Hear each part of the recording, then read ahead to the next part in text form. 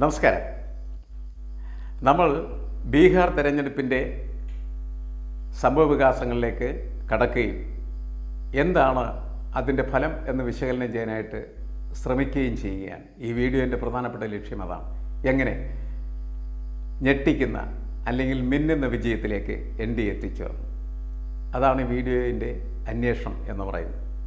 നിരവധി ഫാക്ടേഴ്സ് ഈ വിജയത്തിൻ്റെ പിന്നിലുണ്ട് എന്നുള്ള കാര്യം നമുക്കറിയാം. എങ്കിലും ആത്യന്തികമായി 20 വർഷക്കാലം ബീഹാർ ഭരിച്ച ഒരു മുഖ്യമന്ത്രിയാണ് നിതീഷ് കുമാർ. അദ്ദേഹം അപ്പുറത്തും ഇപ്പുറത്തുമൊക്കെ ആയിട്ട് മുന്നണി മാറി ചാടിക്കളിച്ചും ചാഞ്ചാടിയുമൊക്കെ എന്നും മുഖ്യമന്ത്രിയായിട്ട് തന്നെ നിന്നിരുന്നു. പക്ഷേ അങ്ങനെ മുഖ്യമന്ത്രിയായി നിന്നിരുന്ന സമയത്തൊക്കെ അദ്ദേഹത്തെ ബീഹാർ ജനത നെഞ്ചേറ്റിക്കൊണ്ട് നടന്നതിന് ചില കാരണങ്ങളില്ലേ. വെറുതെ ഒരാളെ, ഈ ചാഞ്ചാടി കിടക്കുന്ന ഒരാളെ അവരുടെ പ്രിയപ്പെട്ട നേതാവായിട്ട് അവർ കൊണ്ടുപോടുമോ? ഇല്ല, അതിന് കാരണങ്ങളുണ്ട്. അതിൻ്റെ ഏറ്റവും പ്രധാനപ്പെട്ട കാരണം ജയപ്രകാശ് നാരായണൻ എന്ന് പറയുന്ന വൻ പ്രതിഭാസത്തിൻ്റെ പൈതൃകമേറ്റുവാങ്ങിയ നേതാവാണ് നിതീഷ് കുമാർ. അയാൾ സോഷ്യലിസ്റ്റാണ്. അയാളുടെ മനസ്സിനകത്ത് എപ്പോഴും സോഷ്യലിസമാണ് നിറഞ്ഞു നിന്നിരുന്നത്. ജനങ്ങളുടെ ഒരു സേവനം എന്ന് പറയുന്നത് സോഷ്യലിസ്റ്റ് ആശയങ്ങളിലേക്കുള്ള സഞ്ചാരത്തിലേക്ക് തൻ്റെ രാഷ്ട്രീയത്തെ കൊണ്ടുപോകണം എന്നായിരുന്നു അദ്ദേഹത്തിൻ്റെ ആഗ്രഹം. അതിശക്തമായിട്ടുള്ള രീതിയിൽ അതിനുവേണ്ടി അദ്ദേഹം നിലപാടെടുത്തിരുന്നു. പക്ഷേ ആ നിലപാട് അദ്ദേഹത്തിന് കൂടുതൽ കാര്യക്ഷമമായിട്ടുള്ള നിർവഹിക്കാൻ കഴിഞ്ഞ അദ്ദേഹത്തിൻ്റെ അഴിമതിരഹിതമായിട്ടുള്ള ഭരണമായിരുന്നു. അഴിമതിരഹിതമായ ഭരണം എന്ന് പറയുന്നതിന് 100 മാർക്കുണ്ട് എന്നുള്ളതായിരുന്നു നമ്മൾ മനസ്സിലാക്കുക. സർവ്വയിടങ്ങളിലും ഒട്ടുമിക്ക രാഷ്ട്രീയ പാർട്ടികളും അവരുടെ നേതാക്കളൊക്കെ ഭരിക്കാൻ കയറി കട്ടുതിന്ന് ജീവിക്കുന്ന ഒരു കാലഘട്ടത്തിൽ നിതീഷ് കുമാറിനെ പോലെ അഴിമതി നടത്താത്ത ഒരു നേതാവിനെ ജനങ്ങളുടെ മനസ്സിൽ ഇടമുണ്ടാകും. മാത്രമല്ല, അദ്ദേഹത്തിൻ്റെ ഭരണകാലത്ത് ചെയ്ത ഏറ്റവും പ്രധാനപ്പെട്ട കാര്യം എന്തായിരുന്നു? എല്ലാ വീട്ടിലുമുള്ള പെൺകുട്ടികൾക്കൊരു സൈക്കിൾ കൊടുക്കുകയാണ് ചെയ്യുന്നത്. ഈ സൈക്കിൾ എന്ന് പറയുന്നത് അവരുടെ ജീവിതത്തിൻ്റെ മുന്നോട്ടുള്ള സഞ്ചാരത്തിൻ്റെ ഏറ്റവും പ്രധാനപ്പെട്ട പ്രതീകമായി മാറിത്തീർന്നു. കാരണം വിദ്യാഭ്യാസമില്ലാത്ത ഒരു സംസ്ഥാനമാണ് ബീഹാർ എന്ന് പറയും.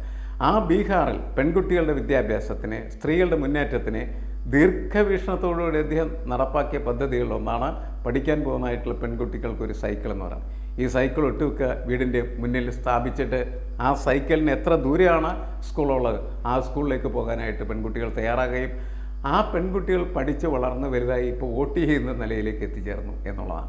അന്ന് മുതൽ അദ്ദേഹം ആരംഭിച്ച ആ പ്രക്രിയ എന്ന് പറയുന്നത് പിന്നീട് ബീഹാർ ജനതയുടെ ജീവിതത്തെ വളർത്താൻ, വികസിപ്പിക്കാൻ, കുറച്ചുകൂടി സ്വസ്ഥമായിട്ടുള്ള ജീവിതം ആഗ്രഹിപ്പിക്കാൻ പറ്റുന്ന തരത്തിലേക്ക് മാറ്റിയത് മദ്യനിരോധനത്തിലൂടെയാണ്.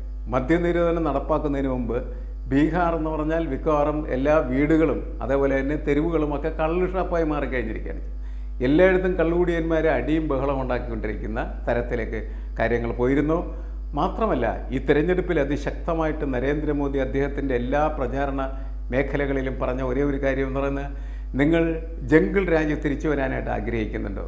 കാട്ടുകള്ളന്മാരുടെയും തെമ്മാടികളുടെയും പോക്രികളുടെയും ഭരണം തിരിച്ചു വരാൻ ആഗ്രഹിക്കുന്നുണ്ടോ എന്നാണ് ഓരോ സ്ത്രീകളുടെയും ചോദിച്ചത്.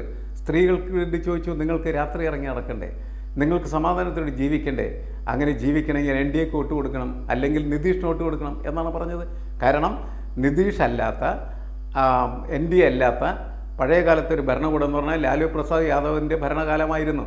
ആ ഭരണകാലത്ത് ഈ ജംഗിൾ രാജ് അവിടെ നടപ്പിലാക്കപ്പെട്ടിരുന്നു. പക്ഷേ ബീഹാറിലെ രാഷ്ട്രീയ പ്രവർത്തകരെല്ലാവരും തെമ്മാടികളും അതേപോലെ തന്നെ ഗുണ്ടകളുമൊക്കെയാണ് ബഹുഭൂരിപക്ഷ ആളുകളും. ഇപ്പോൾ ജയിച്ചു വന്നിരിക്കുന്നതിലും പലരും അങ്ങനത്തെ ആളുകളൊക്കെ തന്നെയാണ്. BJPയുടെ തന്നെ ഉപമുഖ്യമന്ത്രി ആയിരുന്ന സമ്രാട്ടിനെ കുറിച്ചുള്ള അഭിപ്രായം ഇതൊക്കെ തന്നെയാണ്. നിരവധി കേസുകളിൽ അദ്ദേഹം പ്രതിയാണ്. പക്ഷേ അദ്ദേഹം ജയിച്ചു വന്നിട്ടുണ്ട്. വീണ്ടും അദ്ദേഹം ഉപമുഖ്യമന്ത്രിയാവും എന്നുള്ള കാര്യം നമുക്കറിയാം. അതവരുടെ ഈ ബീഹാറിൻ്റെ രാഷ്ട്രീയത്തിൻ്റെ ഒരു പാർട്ടാണ്. പക്ഷേ ആ പാർട്ടിൽ തന്നെ ഈ ജംഗിൾ രാജിനെതിരായിട്ടുള്ള ശക്തമായിട്ടുള്ള വികാരം സ്ത്രീകളുടെ ഇടയ്ക്ക് ഉണ്ടെന്നുള്ളതാണ്. അത് വളർത്തിക്കൊണ്ടുവരാൻ തീർച്ചയായിട്ടും ഈ പ്രചരണ കാലത്ത് നരേന്ദ്രമോദിക്ക് കഴിഞ്ഞിരുന്നു എന്നുള്ളതാണ്. നരേന്ദ്രമോദിയുടെ ഒറ്റ മുദ്രാവാക്യം അത് മാത്രമാണ്, jungle Raj, jungle Raj, jungle Raj. ഇത് പറഞ്ഞ് ഏതാണ്ട് ബീഹാറിലെ മുഴുവൻ സ്ത്രീകളെയും ഭയപ്പെടുത്തി എന്നുള്ളതാണ്. അതിനോടൊപ്പമാണ് വികസനം എന്ന് പറയുന്നത് വളരെ പ്രധാനപ്പെട്ടാണ് ബീഹാറിനെ സംബന്ധിച്ചത്. ഞാൻ നേരത്തെ ബീഹാറിൽ സഞ്ചരിക്കുന്ന സമയത്ത് വഴിയിലൂടെ സഞ്ചരിക്കുന്ന ബസ്സുകൾക്കകത്ത് പട്ടിക വെച്ചടിച്ചിരിക്കുകയാണ് താഴെ.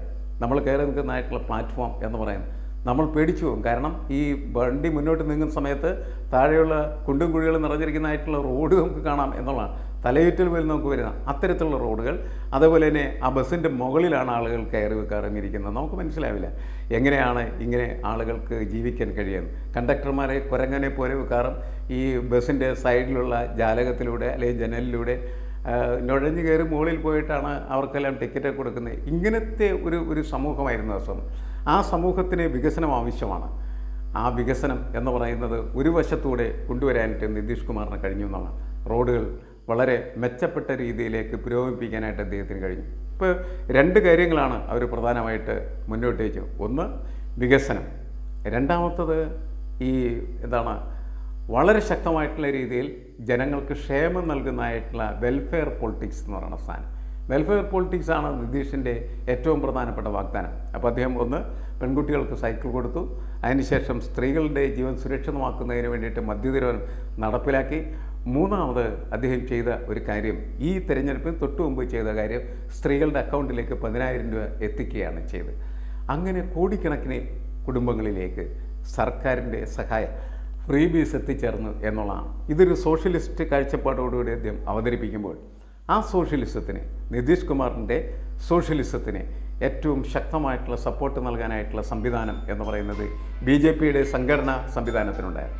BJPയുടെ സംഘടന അതിശക്തമായിട്ട് അവിടെ പ്രവർത്തിക്കുകയും ആ വെൽ ഡിസിപ്ലിൻഡ് ആയിട്ടുള്ള പ്രവർത്തനം എന്ന് പറയുന്നത് നിതീഷ് കുമാറിൻ്റെ സോഷ്യലിസത്തെ ശക്തിപ്പെടുത്തുകയും ചെയ്തതാണ്. ഇപ്പോൾ സോഷ്യലിസത്തെ ശക്തിപ്പെടുത്താനായിട്ട് RSSൻ്റെയും അതേപോലെ തന്നെ മോദിയുടെയും സംഘടനാബലം, BJPയുടെ സംഘടനാബലം, അതിൻ്റെ അച്ചടക്കത്തോടെയുള്ള പ്രവർത്തനം, മെഷീനറി പോലെയുള്ളതായിട്ടുള്ള പ്രവർത്തനം, അതോടൊപ്പം തന്നെയാണ് ദളിത് വോട്ടുകളുടെ വലിയ ഒരു കൂട്ടായ്മയായിട്ട് ചിരാഗ് പാസ്വാൻ്റെ കൂടിച്ചേരൽ, ഇതെല്ലാം കൂടി ചേർന്ന സമയത്ത് BJPയെ സംബന്ധിച്ചിടത്തോളം വിജയം എന്ന് പറയുന്നത് വളരെ എളുപ്പമാക്കി മാറ്റി എന്നുള്ളതാണ്. അതുകൊണ്ട് ബീഹാർ തിരഞ്ഞെടുപ്പ് ഇന്ത്യക്ക് നൽകുന്നൊരു സന്ദേശമുണ്ട്. ഇന്ത്യയിൽ എവിടെയും തിരഞ്ഞെടുപ്പിൽ വിജയിക്കാനായിട്ട് പ്രധാനപ്പെട്ട ഒരു ഘടകം എന്ന് പറയുന്നത് വികസനമാണ്, അതോടൊപ്പം തന്നെ ക്ഷേമ പ്രവർത്തനങ്ങളാണ് എന്നുള്ളതാണ്. എന്നുവെച്ചാൽ ഒരു സോഷ്യലിസ്റ്റ് കൺസെപ്റ്റ് എങ്ങനെയാണ് നിങ്ങൾക്ക് വളരെ കൃത്യമായിട്ടുള്ള അച്ചടക്കത്തോടെ നടപ്പിലാക്കാൻ കഴിയുന്നത്, അത് നിങ്ങളെ വിജയത്തിലേക്ക് നയിക്കും എന്നുള്ളതാണ്. നോക്കൂ, പഹൽഗാമിലെ ഭീകരാക്രമണത്തിന് ശേഷം ഓപ്പറേഷൻ സിന്ദൂർ നടപ്പിലാക്കിയിട്ട് നേരെ നരേന്ദ്രമോദി പോയത് ബീഹാറിലേക്കാണ്. ബീഹാറിലാണ് ആദ്യമായിട്ട് ഈ ഓപ്പറേഷൻ സിന്ദൂറിനെ കുറിച്ച് അദ്ദേഹം പ്രഭാഷണം നടത്തുന്നത്, അദ്ദേഹം പ്രസ്താവന നടത്തുന്നത്. ആ പ്രസ്താവന എന്ന് പറഞ്ഞാൽ തെരഞ്ഞെടുപ്പിൻ്റെ തുടക്കമായിരുന്നു എന്നുള്ളതാണ്. പക്ഷെ നമ്മൾ കരുതിയിരുന്നത് ആ രീതിയിൽ തന്നെ ആയിരിക്കും ബീഹാറിലെ തെരഞ്ഞെടുപ്പിനെ BJP നേരിടുക എന്നുള്ളതാണ്. നാഷണലിസത്തിൻ്റെ, ദേശീയതയുടെ തീവ്രത അതിശക്തമായി അവതരിപ്പിച്ച് വോട്ട് നേടുക എന്നുള്ളതായിരിക്കും BJPയുടെ ലക്ഷ്യം എന്നാണ് നമ്മളന്ന് കണക്കാക്കുക. പക്ഷേ തെറ്റി. അങ്ങനെയല്ല, അവർക്ക് കൃത്യമായിട്ട് ഗ്രൗണ്ട് ലെവൽ റിയാലിറ്റി എന്താണെന്ന് മനസ്സിലാക്കാനായിട്ട് കഴിഞ്ഞു. ഇവിടെ ഓപ്പറേഷൻ സിന്ദൂർ പറഞ്ഞുകൊണ്ട് നടന്നു കഴിഞ്ഞാൽ തോറ്റ് തൊപ്പിയിടും എന്ന് തിരിച്ചറിഞ്ഞപ്പോഴാണ് അവിടുത്തെ ജനങ്ങളുടെ ആവശ്യം, അവരുടെ പ്രശ്നങ്ങൾ എന്താണ് എന്ന് പരിഹരിക്കുക, സ്ത്രീ വോട്ടർമാരെ സമ്പൂർണ്ണമായിട്ട് ഒരുമിച്ച് ചേർക്കുക. അതിന് നിതീഷ് എന്ത് സംവിധാനമാണ് ചെയ്തിരിക്കുന്നത്, ആ സംവിധാനത്തെ ശക്തിപ്പെടുത്തുക എന്നുള്ളതാണ് BJP തിരിച്ചറിഞ്ഞൊരു കാര്യം. അങ്ങനെ ശക്തിപ്പെടുത്തിയതിൻ്റെ ഫലമായിട്ടാണ് അത്യുജ്വലമായിട്ടുള്ളൊരു വിജയം കൊയ്തെടുക്കാനായിട്ട് BJP കഴിഞ്ഞത്, അല്ലെങ്കിൽ NDAക്ക് കഴിഞ്ഞത്. നിതീഷ് ജയിച്ചു, ശരിയാണ്, പക്ഷേ നേട്ടമുണ്ടാക്കിയത് BJP ആണ്. കാരണം ബീഹാറിലെ ഏറ്റവും വലിയ ഒറ്റക്കക്ഷി ആരെന്ന് ചോദിച്ചാൽ BJP ആണ് എന്ന് നമുക്ക് പറയാനായിട്ട് കഴിയും. പക്ഷേ അത് ഒറ്റക്കക്ഷിയും ഭരണാധിപത്യത്തിലേക്കുള്ള സഞ്ചാരമൊക്കെ മാറ്റി തീർത്തത് നിതീഷിൻ്റെ സോഷ്യലിസ്റ്റ് ആശയങ്ങളായിരുന്നു, ക്ഷേമ പ്രവർത്തനങ്ങളായിരുന്നു. ഈ ക്ഷേമ പ്രവർത്തനങ്ങളാണ് ഫ്രീബീസിൻ്റെ രൂപത്തിൽ യഥാർത്ഥത്തിൽ അവിടെ അവതരിപ്പിക്കപ്പെട്ടത്. ആപ്പ് എന്ന് പറയുന്ന പാർട്ടി ഡൽഹിയിൽ കാണിച്ചു കൊടുത്ത ഈ പാഠം BJP ഇപ്പോൾ എല്ലാ സ്ഥലങ്ങളിലും നടപ്പിലാക്കാനായിട്ട് ശ്രമിച്ചുകൊണ്ടിരിക്കുകയാണ് ചെയ്യുന്നത്. അതിൻ്റെ കൂടി വിജയമാണ് ഇത് എന്ന് നമ്മൾ മനസ്സിലാക്കാം. ഇത് തിരിച്ചറിയാതെയാണ് കോൺഗ്രസ് അതിനെ പ്രതിരോധിക്കാനായിട്ട് നടക്കുന്നത്. അതുകൊണ്ട് അവരുടെ പ്രതിരോധം ഒട്ടും പ്രൊഫഷണൽ അല്ലാതായിത്തീരുന്നു എന്നുള്ളത് പ്രധാനപ്പെട്ട കാരണമാണ്. അതും ഈ പരാജയത്തിൽ മുഴച്ചു നിൽക്കുന്ന ഒരു പ്രധാനപ്പെട്ട സൂചനയാണ്. ഈ സൂചന എനിക്ക് തോന്നുന്നത് ഇനി വരുന്ന തെരഞ്ഞെടുപ്പുകളിലൊക്കെ തന്നെ ഒരു മാർഗസൂചനയായിട്ട്, അല്ലെങ്കിൽ ഒരു മാർഗരേഖയായിട്ട് മാറിത്തീരാനായിട്ടുള്ള സാധ്യതയുണ്ട്. രാഷ്ട്രീയ പാർട്ടികൾ കൂടുതൽ സാധാരണക്കാരായിട്ടുള്ള ജനങ്ങളിൽ നിന്ന് പഠിക്കുകയും അവരുടെ പ്രശ്നങ്ങൾ പരിഹരിക്കാനായിട്ടുള്ള സമീപനങ്ങൾ എടുക്കുകയും ഭരണം കിട്ടിയതിന് ശേഷം പിന്നീട് തങ്ങൾക്ക് ഇഷ്ടമുള്ളത് എന്തും ചെയ്യാം എന്നുള്ള കാര്യം അവർ തിരിച്ചറിയുകയും ചെയ്തിട്ടുണ്ട്. അപ്പോൾ അത്യാവശ്യം ജനങ്ങളുടെ ആവശ്യങ്ങൾ നടപ്പിലാക്കിയാൽ ഭരണത്തിലേക്ക് വേണ്ടി തിരിച്ചു വരാനായിട്ട് കഴിയും. അങ്ങനെ ഒരു ഭരണ സംവിധാനത്തിൻ്റെ തുടർച്ച തുടരും എന്ന് ആളുകളെ പഠിപ്പിക്കുന്ന ഒരു സംവിധാനം കൂടിയാണ് ബീഹാർ തിരഞ്ഞെടുപ്പ്.